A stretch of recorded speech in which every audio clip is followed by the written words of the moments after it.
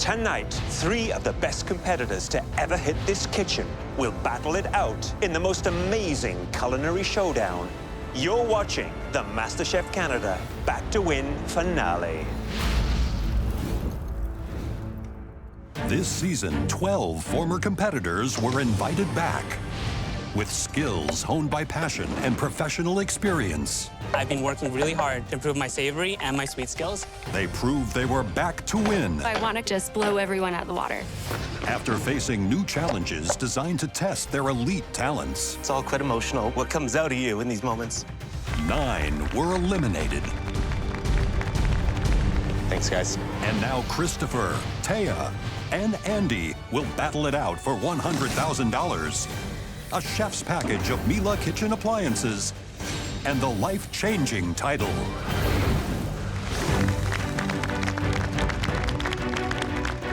Christopher, Taya, Andy, you fought your way through the toughest culinary challenge this country has ever seen. It must feel so much more gratifying to be standing here, considering the brilliant competition you had to beat. The people in that gallery are truly some of the toughest contenders we've ever seen in this kitchen. Usually, you'd have more support in that gallery. Due to pandemic travel restrictions, your families can't be here tonight. But they most certainly are sending their love. Hi, Boo Bear. Once again, you're taking us on this wild and crazy ride. We're so proud of you and so glad that you've been able to make it this far. Good luck. Knock 'em dead. Cheers. Love you. Hi, Andy. Hi, Daddy. We miss you so much. Lucy's almost walking. She's got a couple new teeth. Violet's been taking care of your garden. Can't wait for you to get home. It's been absolute chaos here. Please come home soon.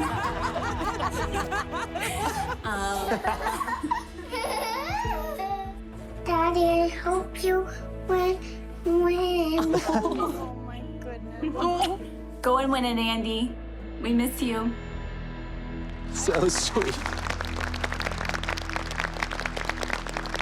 So, Andy, what was it like to see Jessica with Violet and baby Lucy? It's so fun. I miss them so much. I can't wait to get back to regular life. Putting the girls to bed, reading them books, helping poor Jess out. It's been a long time. Now we've got a message for you, Taya. Hi, Taya. It's Mom here. Oh my God, this is crazy. We are so incredibly proud of you. I could actually just cry. Oh my God. We know that you've got this. We love you so much. And we wish you all the luck in the whole wide world. Hugs. Taya, I'm sorry to not be there with you today.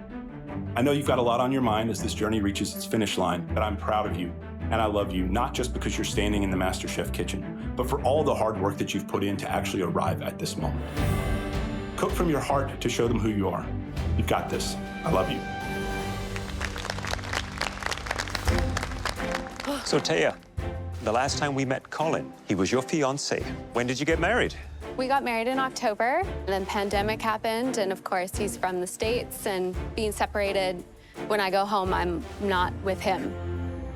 It's been really hard for us. So I know he loves me, and I'm just really excited to be reunited with him. Son, you make it to Finale now. I'm so proud of you. I'm so happy that you never gave up your dreams in cooking and baking. I have no doubt you will become a master chef. In my mind, you're already there. But no matter what, we'll be here waiting for you to come home, give you full support. Hi, Chris. Oh, I miss you so much. I wish I could be there in person to support you. I know the MasterChef Canada title has been your dream ever since pharmacy school. And remember, no matter what happens, you've already won the hearts of so many people, including my grandmother, who's watching over us and cheering you on from above. Oh. I love you so much. Oh my goodness. So, Christopher, You met your fiance in pharmacy school, and she thought she was marrying a pharmacist. Little did she know. We've been through so much together. After I graduated and before I started the bakery, and I was busy trying to save up funds to open it, were probably the hardest times in my life. I would finish 16-hour shifts at the pharmacy, and I'd come home and I'd keep baking until 3 or 4 in the morning, and then I'd repeat it the next day, and she'd be up with me, helping me so I could finish orders, just so that, you know, we could make enough money.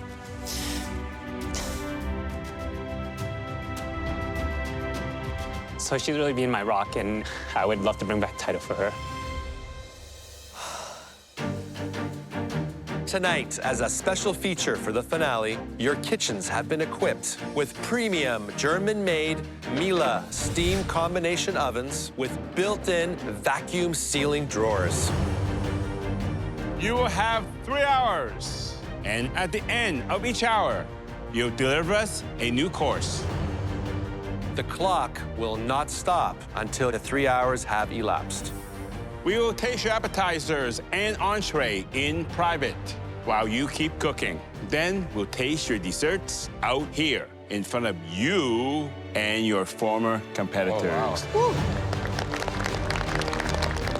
wow. So, for the last time, are you ready? Yes, Chef! Your time starts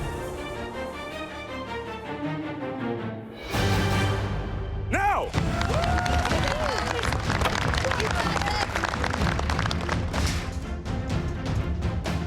Deja vu here. I am on Team Andy. Andy has proven time and time again that no challenge will foil him. A little pork belly could be fun. His food speaks to my soul. That's looking good. Passion fruit, nice. I'm rooting for my boy, Chris, because his skills are unparalleled, in my opinion. Duck fat. He's a wizard, especially when it comes to baking. Oh, and you get some cream cheese. Some beautiful artichokes. I'm rooting for my girl, Taya. She has been putting out some banging dishes this year. Definitely getting some of these. And she's just grown so much as a person and in the kitchen. Some chilies here. Right now, what's blowing my mind is there's 3 people. So much talent on one stage. Battle Royale. Keep it organized. All right, deep breathing, everybody. Deep breaths. There's no pressure more intense than a finale like this. Look up sugar. 3 hours solid, relentless. My menu is really creative. It takes a totally new spin on traditional Asian flavors. Each dish is a bit of a homage to my family and my fiance. It's gonna all come down to timing. I'm a very, very proud East Coaster. What makes me the most proud is East Coast hospitality. And that is exactly what I'm gonna do with my dishes today. I'm gonna be taking the judges to the cottage and showing them an East Coast time. My menu brings back memories on Vancouver Island with my husband and Mexican flavors from my childhood. It's very near and dear to my heart. We've never had a 3-way race, and these 3 competitors have very unique approaches to cuisine. Taya has a reputation for great flavors, great plating. She loves to stick to Mexican flavors, and she does them exceptionally well. You know, Andy really shows tremendous resilience because he has probably had to work the hardest out of all of the cooks. He's cooked in almost every challenge. He keeps coming back, though, stronger, much faster, more experienced. That battle hardening could play to his advantage. Where's the shrimps? With Christopher, he's got an incredibly creative mind. Expect the unexpected has become the norm. For my appetizer, I'm making a spot prawn ceviche served with a Thai coconut soup ice cream, which is going to act as the soup of the ceviche. So as it melts, it keeps your ceviche cold. I'm doing this appetizer for my fiance because we were supposed to have a destination wedding in Thailand. So since we couldn't, I'm gonna try to bring a piece of Thailand to my appetizer today.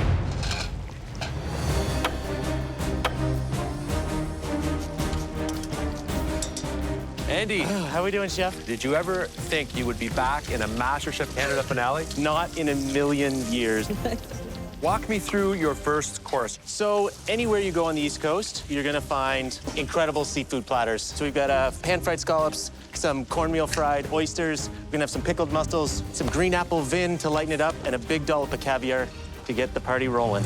Just remember one thing though, make sure they're not too rustic. Elevate your dishes. 100%. Push yourself.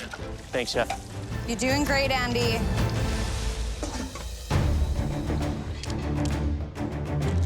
So hot in this jacket.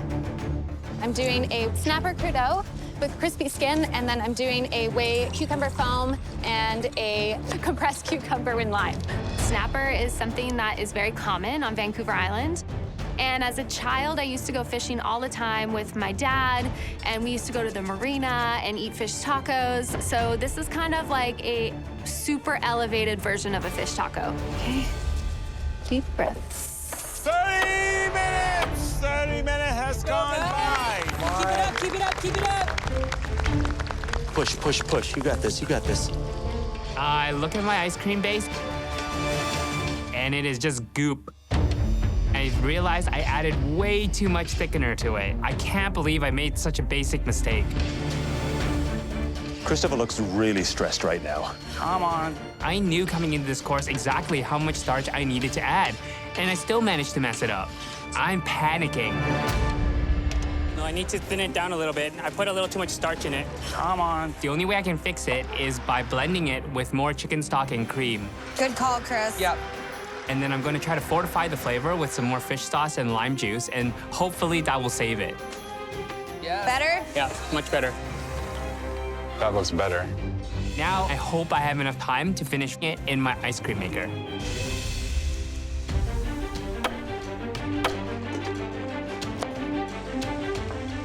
Cooking is not just a physical act, it's a mental act. There's so much pressure, especially when the stakes are so high. I'm 100% worried about the balancing of flavors. I want a pronounced cucumber flavor, but allow the fish to shine. Take a look at Taya. She is using the Mila vacuum pack drawer. I've put in lime juice and extra cucumber juice, and then it will compress all into the cucumber. So it's like extra juicy. And that has infused them with flavor. So cool. Lots of cucumber. 10 minutes! 10 minutes to your first course! Okay, where am I at? Back home, if you order a seafood platter, it's basically a pile of fried seafood. I need to make this refined. I'm worried. Andy has a lot of different seafood for his appetizer dish. It has more moving parts than the other two home cooks. I'm checking my ice cream, but now I don't have enough time for it to set in my ice cream maker. I don't know.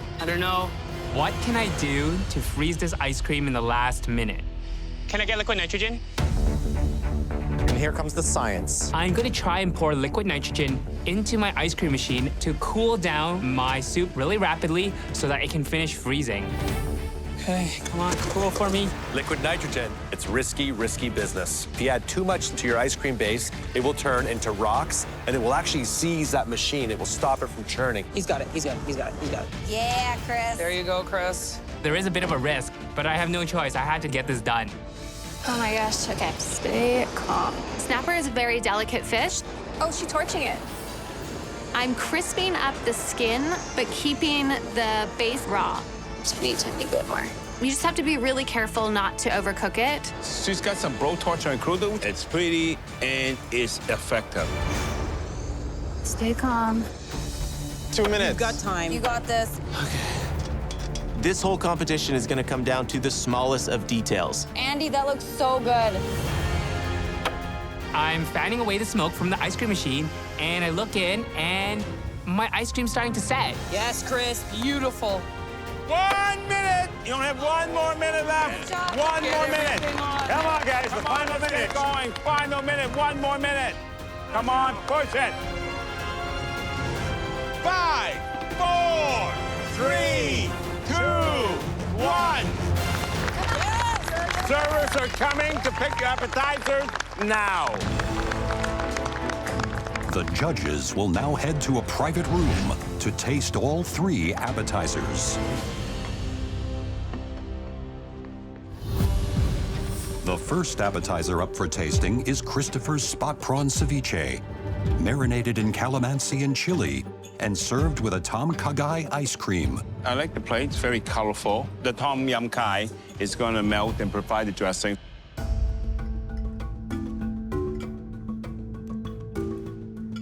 These flavors are super dramatic. It is really about the tom gai being so icy cold and super refreshing with a little bit of heat to it.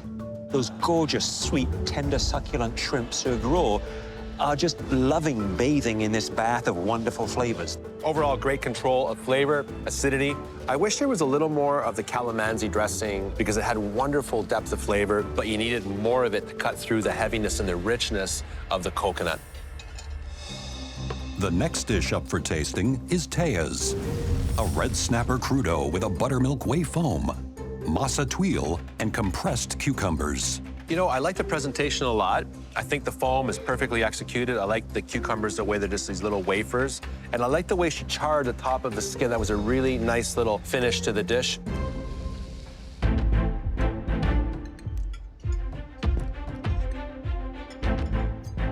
I find the flavors to be a lot more subtle. There's a little punch from the jalapeno pepper, but for me, it is lacking just a little bit of simple sea salt. I love the way that the acidity, the chili is coming in from oils, in foams. The flavors are coming in different directions. Good concept, love the presentation, and it's innovative. Last up is Andy's appetizer, a seafood platter containing seared scallop, crispy oysters, pickled mussels, and an apple vinaigrette with caviar. I like his simple approach to the plating. It is clean and tidy. I love the beautiful green vinaigrette on the bottom. That really is a back foil that shows off the gorgeous seafood. I love the different flavors coming out. The scallop perfectly cooked. The pickled mussel, well done. The acidity goes very nice with the texture and the umami coming from the mussel. And the green apple is a nice touch. It's a very strong dish in terms of both taste and execution. The caviar I thought was a great touch. It really shows luxury and confidence. I think this is one of his crowning moments. Hustle, hustle. While the judges were tasting, the cooks have been pressing ahead with the entrees. I'm making an East Coast lobster roll with a compressed choux paste as the bun, salt and vinegar potato chips, and a Tidal Bay Sauvignon. To get started on the lobster, I'm doing a quick blanch on the tails and then break them out of the shells. Next up, I'm placing my lobster tails into a vac pack, and then I add in tarragon, butter, white wine, salt. The lobster roll is Nova Scotia, and I'm so excited to be able to elevate this so that the judges love it too. Loop through. Come on, Taya, push. This is the most time-consuming thing on the planet. My main is a sous vide venison loin with a poblano mole and a pepita verde, which is sunflower seeds and a ton of herbs. I need to trust my venison because I really want them to look like beautiful medallions. She's added so many tricks to her bag since her previous season. It's great to see. Taya just browned her venison. Now she's putting it into the vacuum-packed bag. So it's basically swimming in butter to get that flavor, that fat that it needs, and it's to die for. These Miele vacuum sealing bags are perfect for sous vide cooking. They preserve flavor, texture, and color. And then I have to make the sauces. There's a lot to do. Guys, 30 minutes. Just a little bit more. I'm doing a duck breast with a smoked tea egg in a taro nest. Duck breast takes a long time to cook because of the huge fatty layer. And the only way you're gonna get a nice crispy skin is if you cook it down and render all the fat out of it. I'm trying to make a jus right now with my leftover duck pieces. I'm loving watching Chris right now. Almost there. 20 minutes, only 20 minutes left. I'm a little stressed out right now. Geez, the bomb went off here. Next up, I start working on the choux pastry for my lobster roll. Choux pastry can be very tricky. If it's too cold and you add the eggs won't mix in well and it'll affect the light, fluffy texture.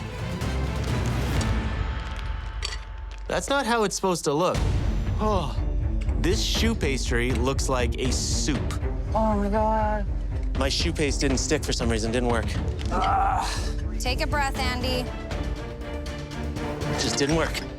This is an integral piece to my entire main course. So I'm making this choux pastry again. You're gonna get this, you got this, you got this, you got this. I don't know if he's got time for that. If this choux pastry doesn't work, I am gonna lose this finale, for sure.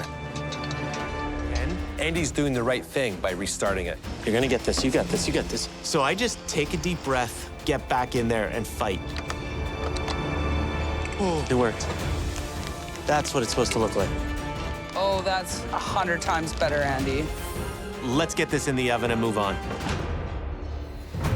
Entree ready in 15 minutes.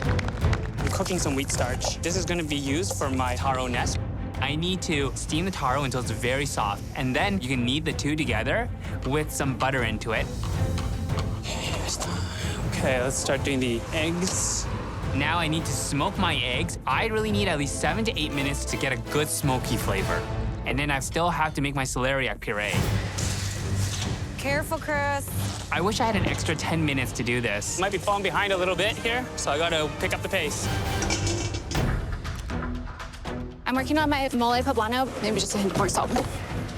I'm a little stressed out right now. A poblano mole is supposed to have a smoky flavor, but you need sweetness and acid. So it's a lot of tasting and balancing as you go. Need some garlic. It's a challenge. Oh my goodness. They only have 10 minutes left. Next up is the sabayon. Sabayon time. Yep. If I stop whisking here, this whole sauce is gonna break apart. Oh, looking good, Andy. Keep going, keep going, keep going.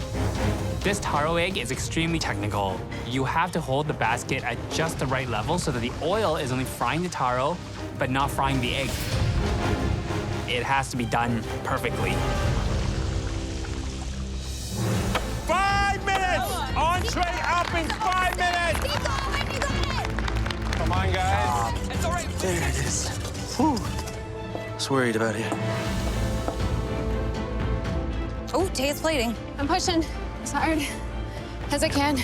There's a lot of ambitious cooking happening right now. They really need to hustle. I need to let the venison cook to the very last second. It's hard to watch. It really is. Okay, that looks okay. That's just incredible. My taro nest eggs look great, but the duck breast is the star of the show, and it has to be cooked to a perfect medium rare. So the duck breast is coming right now. It looked beautiful. Oh, beautiful. 1 more minute, last minute! Get it on the plate! Gotta see if these are done. Come on, you guys! Push, push! You got it, Andy, last time! Get it all down! Come on. Good job! 5, 4, 3, 2, 1. Entrees are now due. The servers are coming. Keep working on your dessert. I can't believe there's still another hour to go. I'm exhausted. The first entree up for tasting is Andy's. A lobster roll on a compressed choux bun with salt and vinegar chips and a white wine sabayon. I love the presentation. He has basically taken apart the lobster roll, put it back together again, but in a beautiful way.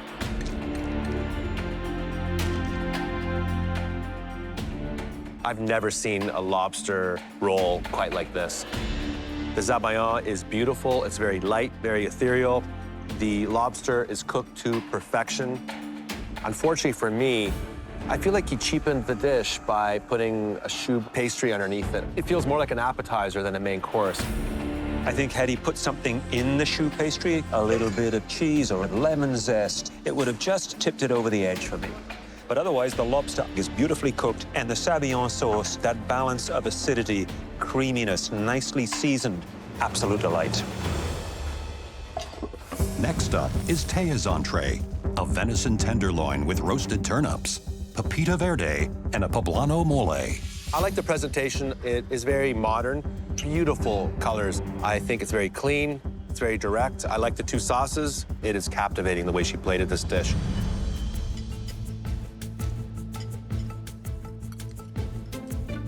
I find the venison underdone in the center. But it is very moist and has great natural flavor. The mole, it is big and bold, but balanced. It has the acidity there. And then the salsa verde is so much more subtle and creamy and is a counterpoint to it. I love the balance game that she's playing here. You know, you can serve venison rare, but rare venison is very, very strong. And the sauce has to compensate it with something fruity and sweet. This combination do not justify the cook on the venison. The last entree up for tasting is Christopher's. A seared duck breast served with a beet jus, smoked egg in a taro nest, and a celeriac puree. I like the plating. I love the egg with the taro root nest. I love the gold leaf. Every element here is interesting. Beautiful sauce on a beautifully cooked duck. I can't wait to cut into this. I am really intrigued by this egg. It has to be medium, creamy center. I tell you, there's a lot riding on that smoked egg.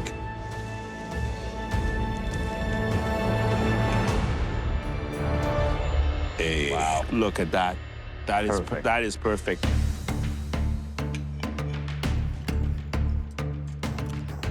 The cook on Christopher's duck is perfect. It's well seared, it's well seasoned, it's well rested. The egg, I think, is sensational. That custardy center. Every element here is done to perfection. Overall, a very ambitious dish. It really worked.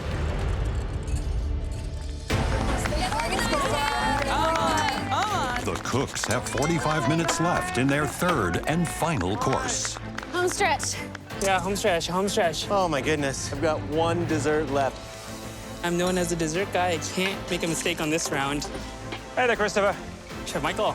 So, dessert. Tell me all about it. So this cheesecake is a play on a traditional Chinese dessert, which is called mango, pomelo, and sago. I'm gonna be infusing it with that cheesecake me and my fiance really love. So where's the wow factor in this cheesecake, Christopher? So it's gonna be cheesecake foam filled with mango, pomelo, and sago mixture. We're gonna get a little bit of a brown butter crumb, some lemon sponge, and some passion fruit meringue, and some coconut snow for lots of crispy texture, brightness, and a little smoothness from the cheesecake. Christopher, I'm gonna let you deal with that, and good luck. Thank you. Okay, so that one's done. 1, 2, 1. I just wish I remember how many eggs I just cracked. Taya, how are you? Oh, gosh, yeah, good. So tell me, Taya, what is your strong finish?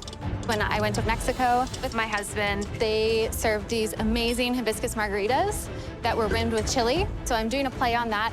There's a coriander sponge cake that's on the bottom.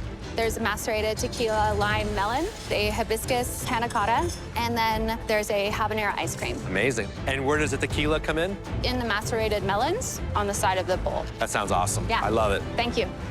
This dessert could be the difference between $100,000. This is the time I have to be perfect. Cake, cake, cake.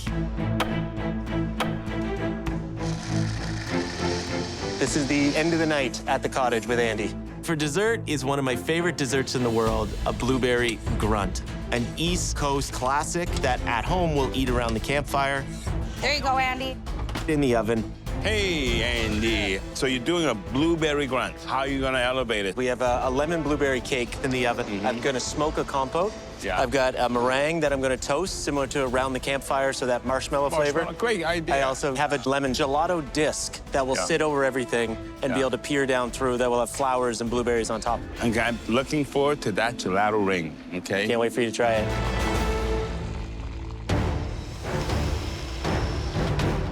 The key to pulling off this dessert really is in executing the techniques. I'm putting my cheesecake foam in a sugar bag.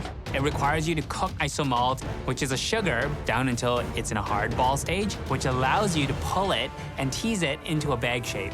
This is a very finicky technique. Oh my God. I have my ice cream, I throw it in the freezer, and I work on my panna cotta. I'm infusing cream and milk and sugar with hibiscus leaves and turning this beautiful purple color. Then I add gelatin and put it in the fridge to set. The sheet pan of gelato is totally frozen solid. So I take a cookie cutter, the hot thing's super hot, and punch out beautiful little discs of gelato. Doing great, Andy. Looking good. This gelato disc is 100% the most important part of this dessert. It adds a modern element to it that the traditional blueberry grunt doesn't have. Only 15 minutes left. I've got my sponge here, I got my sago here, I got my meringue in the oven. Come on, you guys. This is crazy. Come on, Taya. I'm going as fast as I can. Once I get this done, I'm gonna focus on my ice cream. It's gonna be busy. Bake it right to the end. The coconut snow is going to be the ice cream component. Can I get the nitrogen back? The liquid nitrogen is coming back out again. I need to spray my coconut foam into the liquid nitrogen and break it up with a whisk while it's coming out. That way, I get these beautiful little particles of crispy ice cream. Very cool, Chris. The technical creativity they're bringing into these desserts, it's top level. They are not making this easy for us. Come on. Take a breath, take a breath, take a breath. Come on, you guys, keep it going. Come on, guys. You got 10 minutes left. Minutes to go, guys. My ice cream is the biggest thing in my dessert that I am worried about. Oh my God, this is not easy to do. I am trying to get these perfect shaped canals done. Me, not so good at this. And my ice cream is being very fussy. Why did I decide to do a quenelle? 1 minute is too hard, the next minute is too soft. Okay, my ice cream is having a hard time. Where is Nia? The ice cream is so important. I've crawled my way to the top again. I hate this. And it would be devastating to lose because of this ice cream. This ice cream's gonna be the death of me. Oh my gosh, like seriously. This is the time you have to be able to improvise if it's not perfect to make it perfect. I continue to try my hardest. The only way I can get it perfect is if I throw the ice cream in the blast chiller and then out again, and I keep doing this over and over and doing as many as I can so I can pick the best ones when it's time to go. That's all I'm gonna do. 5 minutes, last 5 minutes. Get your presentation on now. Plating time. Cake comes out of the oven, and now I'm toasting it with butter and thyme just to elevate the flavor. Ooh, it's hot in this kitchen. I'm waiting to the very last minute to plate those gelato discs so it doesn't melt. It's gonna be decorated with powdered and fresh blueberries. To get my panna cottas out. That's so cool. Taya, you gotta move a little bit faster. Yeah, Taya, come on, girl. 2 minutes, only 2 more minutes left. Come on, get it on. Once this coconut snow hits the plate, it's gonna give a beautiful smoky effect. Look how pretty it looks. I feel like I'm really bringing something that will really wow the judges. This is insanity. You guys got this. Hurry, hurry, hurry. 1 minute, your last minute in this kitchen. Oh my gosh. Oh my goodness. That's the most insane thing I've ever seen. Looking good. That looks so real good. cool. 10, 9, 8, 7, 6, 5, 4, 3, 2, 1. And up! Yeah! Oh my God! Oh man. Oh my God. You guys! I thought that having 3 dishes that I had laid out and planned would be a walk in the park, but man, my brain is mush. I am proud of myself. I feel like I really showed myself on these plates and I wouldn't change a thing. It was a very difficult cook, but I didn't give up, and I got the dishes on the plate, and each plate that I served looked spectacular. Congratulations, finalists. The 3 of you just cooked the meal of your lives. Your meals have been telling the 3 of us a beautiful story so far. Now it's time for the final chapter. Christopher, what have you done for dessert? This is a play on a traditional Chinese dessert called mango pomelo and sago. So you have a small isomalts bag that's filled with diced mango, shredded pomelo, and some cooked sago. On top, you have a mango cheesecake foam. Around the bag, you have some coconut snow, passion fruit meringue, and also some lemon sponge. Did you get all that? Yeah. I like the presentation. The colors, simple. You got the yellow, you got the green, you got the white from the snow, you got bits of textures in there. It's a neat little package.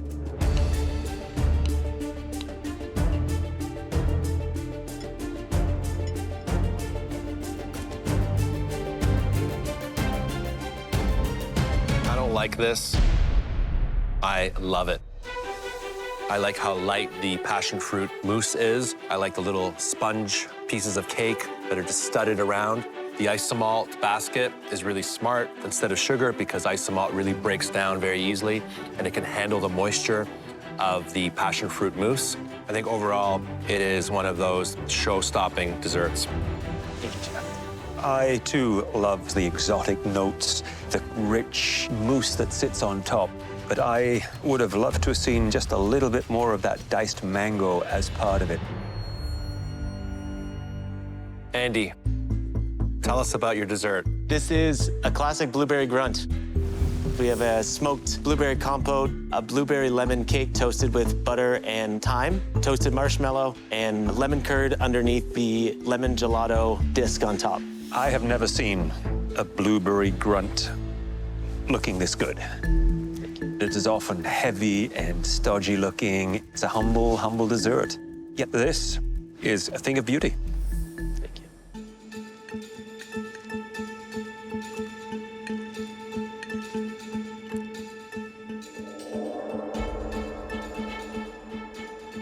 I tell ya, you have elevated it.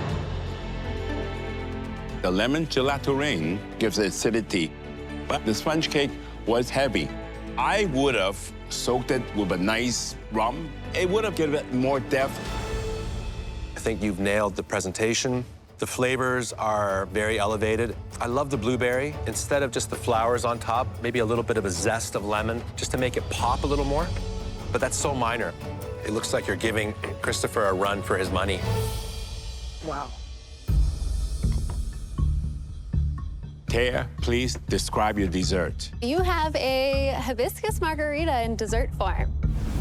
There's a coriander sponge, a hibiscus panna cotta, a habanero ice cream, and then some macerated tequila lime melon, just for some fruit. I am amazed at your presentation. There's just simple geometry, a bit of square, a canal, round, and spheres. I'm really excited to sink my expensive teeth into this.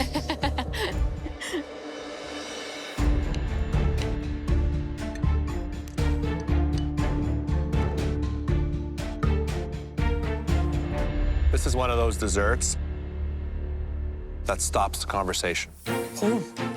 The hibiscus panna cotta, not only does it have this really beautiful hibiscus flavor, I love the texture. It's chewy, it's really satisfying. And then you go into the ice cream, which has chili in it. That just pops in your mouth. The cake with the coriander and the melons. It just takes so much imagination to create this, Taya. This is a fiesta in the bowl and a fiesta in your mouth. It's a great little dessert.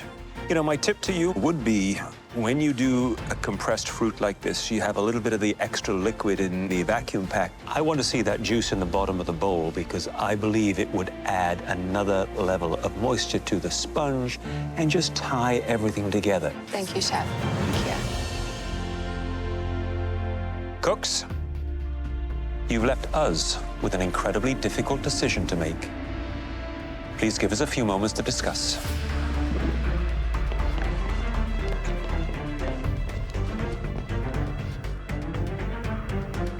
You know, I think we have to look at the journey, the menu as a whole.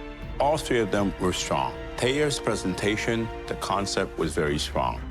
Andy's flavor, very comforting. And Christopher is just so exotic, so out of the world, so different. Often in the previous season, it comes down to dessert. Today, desserts just made it harder. I didn't expect that Andy and Taya were gonna create such amazing desserts too. But if I can pull ahead of one of them for the appetizer or entree, that title could be mine. These dishes have to be some of the best presented dishes I've ever seen. I took everything that I have learned from MasterChef Canada and put it into these dishes. Not even a fleck of salt was on there without some reasoning behind it. Each one of those cooks in any previous season would have won the title with these dishes. This race is this close. I worked really, really hard. I don't have a single ounce of energy, effort, regret. I left it all out there. I think we're all in agreement. Definitely good. Christopher, Taya, Andy, the three of you came back here for one reason: to win the life-changing title that eluded you the first time you were in this kitchen. Unfortunately, only one of you can be Canada's next MasterChef. But after what we saw tonight, there's no doubt that all three of you are winners. And it's our opinion that winners deserve prizes. That's why we're sending all three of you home tonight with your very own chef's package of Mila kitchen appliances. Your luxury package includes a Mila gas range and hood. Wow. Stainless steel refrigerator. Oh my God. And dishwasher. Oh, amazing. Wow. Great. And this package is valued at over $18,000. Amazing. Amazing. Yes. The journeys that you've taken to reach this point are more epic than any in MasterChef Canada history. And that remarkable achievement has earned you the right to change places with us. Okay, let's go. Thank you, chefs. Good luck, good luck. Good luck. I've done the best I can. I'm tired. It was a long journey. No matter what, I've done myself proud. Season 4, I felt like I was never good enough, even in the finale. And now I just feel really good. It's sad to see this chapter of my life come to an end. MasterChef Canada will always be home for me. It changed my life, and I'm proud that I kept a smile on my face for the entire competition, as brutal as it got. After a long and difficult discussion, we decided that one cook left a more lasting impression. That competitor will win $100,000, this trophy, and the life-changing title. This year's winner and Canada's new Master Chef is...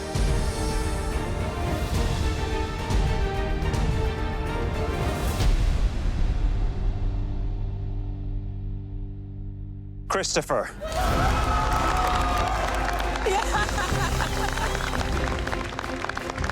Oh my goodness. Wow. Congratulations, Christopher. I can't believe it. This is insane. I can't even describe it. It's a symbol of all the dedication, the sleepless nights, the countless hours that I put in chasing my food dream. There's no greater reward at this moment than this. You're still my winner. I am still going to keep my head held high because there were 12 people from all 6 seasons, and I made it to finale.